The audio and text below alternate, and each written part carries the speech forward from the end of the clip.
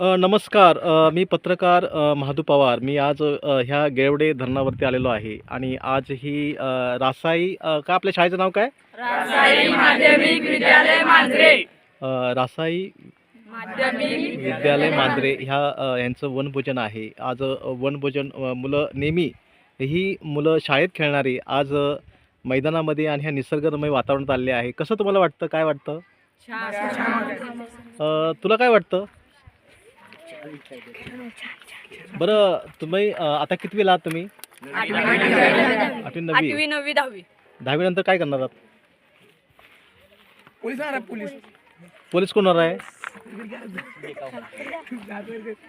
मिलिटरीत कोण जाणार आहे? बरं, मी काय बोलतो की तुम्ही म्हणजे एक शाळेतला एक अनुभव वेगळा आणि हे वनभोजन करताना तुम्हाला एक कसा अनुभव वाटतो? कसा अनुभव तू बोलतो? पण हे शहरामध्ये आहे ना, शहरामध्ये असं काही वनभोजन वगैरे नसतं आणि ग्रामीण भागामध्ये असल्यामुळे आपल्याला हे वनभोजन करता येतं. आणि ही जी मुलं आहेत ह्या मुलं कोणाला पोलीस बनायचं आहे, कोणाला IPS अधिकारी बनायचं आहे की नाही?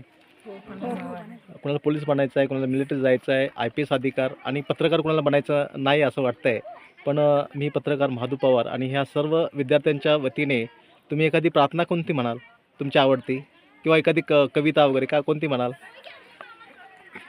कुणाला येते? तुला येते? तुम्हाला शिकायला अरे एखादी काय कविता, एखादं गाणं, एखादी कविता काय येते की नाही? मग तुला काय येतं? एक अभंग येतो का? हा, प्रार्थना म्हणा. चला.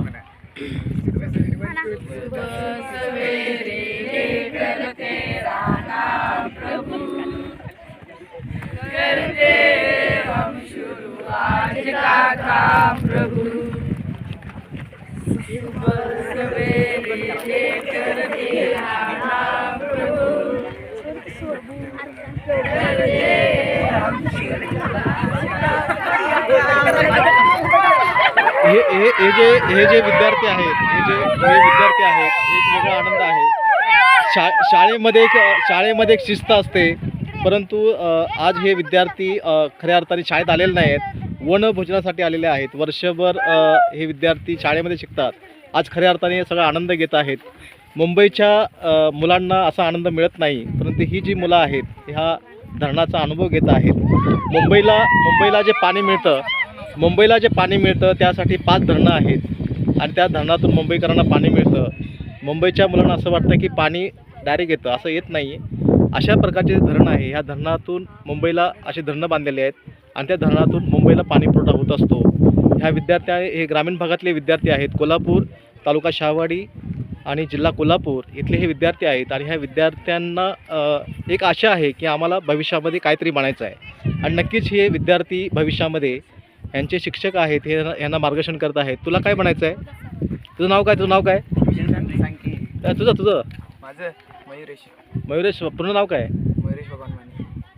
मयुरेश भगवान माने. तुझं नाव काय? दिग्विजय आनंदा लाड. तुझं नाव काय? तुझं? तुला काय हिरो बनायचं आहे की विलन बनायचं आहे? मला पोलीस व्हायचं. वा, छान. यांना पोलीस बनायचं आहे. मुलांना या मुलांना पोलीस बनायचं आहे. आणि फार सर, तुम्हाला काय वाटतं या मुलांचा उत्साह बघून? काय वाटतं? खूप आनंद वाटतोय. मुलांना परिसर भेट मिळते, परिसर अभ्यास, त्या निमित्तानं मुलांचं एक निसर्ग भेट, निसर्गातील असणारे पशुपक्षी.